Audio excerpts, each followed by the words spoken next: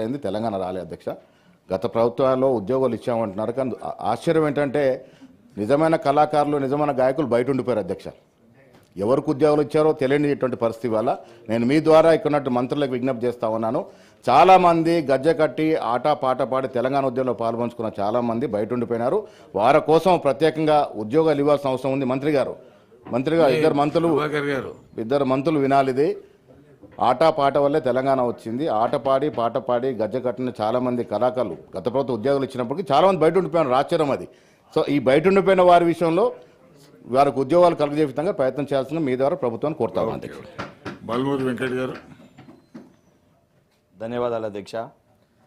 అధ్యక్ష, ఇదైతే అతి ముఖ్యమైన సమస్య. ఎందుకంటే నేను గ్రేటర్ హైదరాబాద్ దాని అయితే కౌన్సిల్ సంబంధించి హైదరాబాద్కి వెళ్ళి ఎమ్మెల్సీగా ఉన్నాను కాబట్టి ఏదైతే ఈరోజు మనం హైడ్రాని తీసుకొచ్చే సంబంధించి కొన్ని ఇళ్లను కానీ ఇవన్నిటిని కూల్చేసినప్పుడు ఏంటంటే పర్మిషన్ లేనప్పుడు కొన్ని ఇబ్బందులు వచ్చినాయి. కాకపోతే ఇంకా మరికొన్ని ఏవైతే సంబంధించి హైదరాబాద్ శివార్లో రంగారెడ్డి జిల్లా పరిధిలో ఉన్న కొన్ని వాటికి ఏదైతే గవర్నమెంట్ ల్యాండ్స్ ఉన్నప్పుడు కూడా దానికి ఏదైతే సంబంధించి ఆ రోజు రంగారెడ్డి జిల్లా కలెక్టర్ గారు ఒకరు ఈరోజు ఎవరైతే ఆరోపణలు ఎదుర్కొంటారో అడ్డగోలుగా పర్మిషన్స్ ఇచ్చి ఏదైతే కన్స్ట్రక్షన్స్కి అనుమతులు ఇవ్వడం జరిగింది అధ్యక్ష.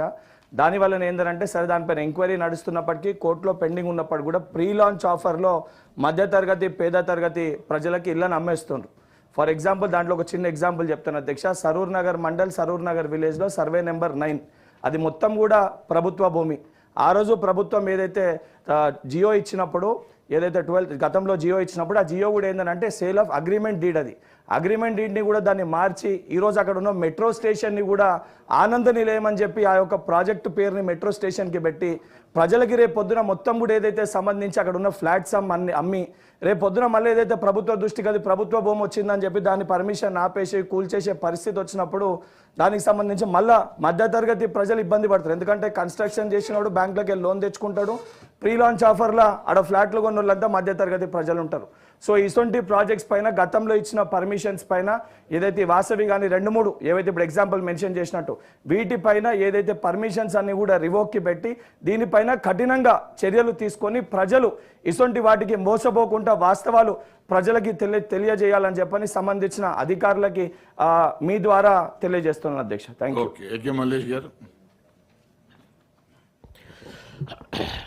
అధ్యక్ష, అవకాశం ఇచ్చినందుకు మీకు ధన్యవాదాలు. మా కురుమలు గొర్రెల గురించి డీడీలు కట్టిపెట్టిండ్రు. వారికి గొర్రెలు ఇవ్వమని చెప్పి నేను ప్రభుత్వాన్ని కోరుతున్నా. అట్లాగే గత ప్రభుత్వంలో జరిగిన ఈ స్కాము అంటే గొర్రెలు ఇక్కడికి వెళ్ళి అక్కడ వచ్చినాయి, ఇక్కడికి వెళ్ళి మళ్ళీ అక్కడ పోయినాయి, ఆ విధంగా జరిగింది. దాని మీద మరి ఎంక్వైరీ ఏం దాకా వచ్చింది? మంత్రి గారు, ఇది ఇద్దరు మంత్రులు ఈ గొర్రెల స్కామ్ మీద ఎంక్వైరీ ఏం దాకా జరిగింది, దాని మీద ఏమన్నా యాక్షన్ తీసుకుంటారా? వారు చేసిన స్కామ్కు ఈ పేద కుర్మలు గొల్లలు బలి అవుతున్నారు. వారికి డీడీలు కట్టిర్రు, 37,500 రూపాయలు డీడీలు కట్టిర్రు.